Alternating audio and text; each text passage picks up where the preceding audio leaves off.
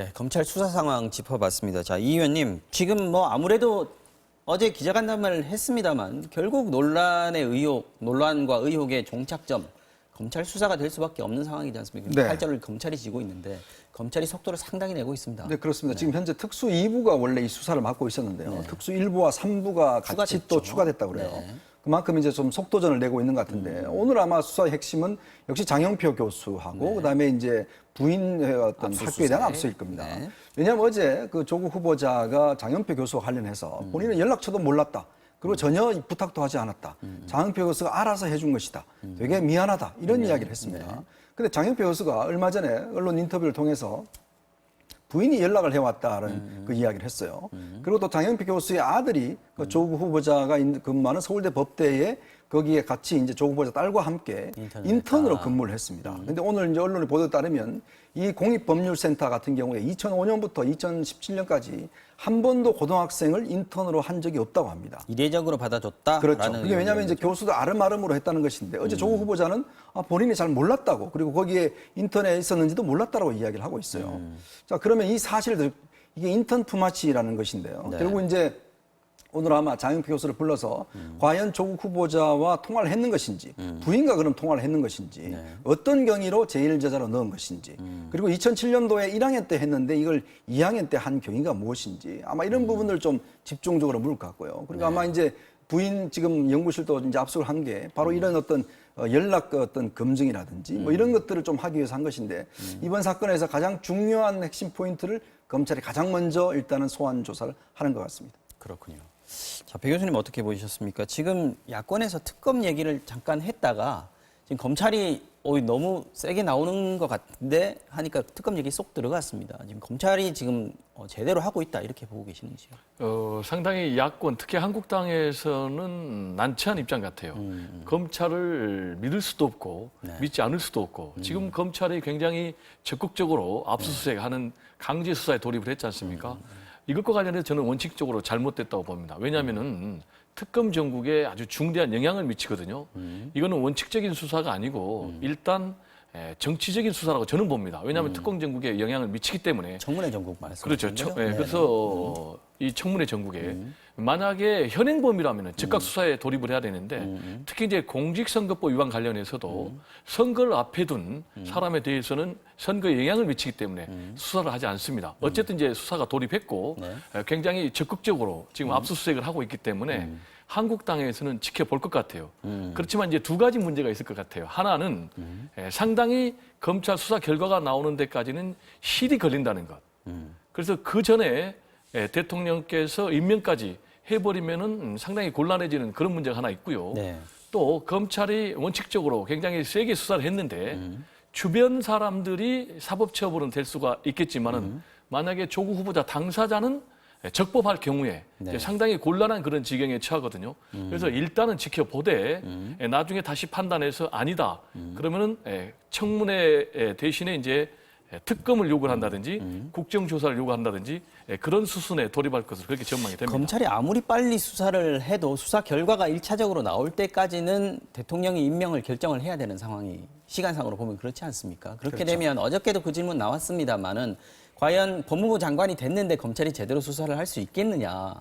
예를 들어서 소환 조사를 할 수 있겠느냐. 이런 얘기들이 나왔을 때 그런 나한테는 그런 보고나 이런 것들을 금지시키겠다라고 얘기를 했단 말이에요. 실제 근데 그게 막상 닥치면 검찰이 아무래도 좀 위축될 수 있지 않겠습니까? 어떻게 보십니까? 그렇죠. 원래 이제 법무부 장관은 검찰총장에 대한 구체적 사건에 대한 지휘권이 있습니다. 그러니까 일반 검사에 대한 건 없지만. 네.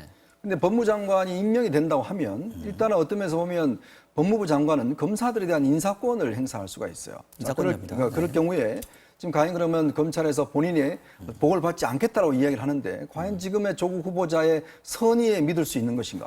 사실 지금 그 조국 후보자가 해온 걸 보면 본인의 말과 행동이 많이 달랐던 것이 그동안 많이 증명이 됐지 않습니까?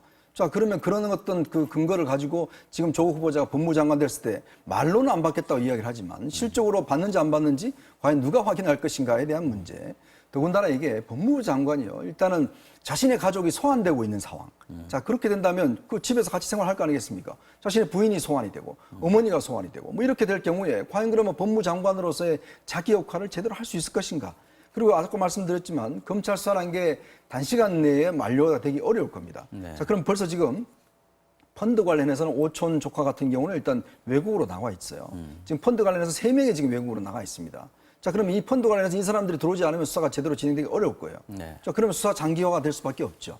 자, 그렇게 될 경우에 이게 과연 그럼 법무장관으로서 지금 검찰 개혁을 하겠다고 이야기를 하는데 과연 어떤 이런 상황에서 피의자 검찰 어떤 법무장관, 네. 피의자 가족 가지고 있는 법무부 장관이 과연 검찰 개혁을 어떤 식으로 할 것인지 이제 이런 것들이 사실 어떤 정권의 차원에서 본다면 가장 큰 어떤 짐일 겁니다. 법무부 장관이 되더라도 검찰 수사 부분은 깔끔하게 하기는 힘든 상황인 것은 맞는 것 같고요. 그러나 이제 대통령의 시간이라고 얘기하지 않습니까? 마지막으로 이 문제 얘기를 좀 해보겠습니다. 자유한국당에서 아까 기자간담회에서도 얘기를 했습니다만은 아직 시간이 남아있다. 청문회 지금이라도 하자. 지금 이렇게 얘기를 하고 있는데 대통령은 아마 오늘 그 청문 보고서 재송부를 요청할 것이다. 이렇게 지금 예상을 하고 있단 말이죠. 어떻게 될 걸로 예상하시는지. 예, 제가 볼 때 짧게 좀 이제 한마디씩 세 가지 경우의 수가 있을 것 같아요. 아주 짧게 2, 3일. 그러면은 6일 귀국 이전에 동남아 3개국 순방한 현지에서 전자결제하는 방법이 하나 있고요. 네. 그다음에 조금 길게 잡으면은 8일까지 시간을 줘서 9일 날 하는 방안이 있어요. 그럼 이제 아주 길게 잡으면 이제 10일까지 가는 경우가 있고. 맥시멈이 지금 12일입니다. 그렇죠. 그런데 종합적으로 보면은 이걸 너무 즉각적으로 임명을 할 경우에 여론의 역풍에 직면할 수도 있고, 그다음에 또 여론의 추이를 지켜봐야 되기 때문에 네. 대통령께서 귀국해서 첫 업무가 9일 날 시작을 하거든요. 그래서 8일까지 재송부 정하고, 기간을 기한으로 주고 정하고. 9일 날 임명을 해서 그리고 10일 날 국무회의가 있습니다.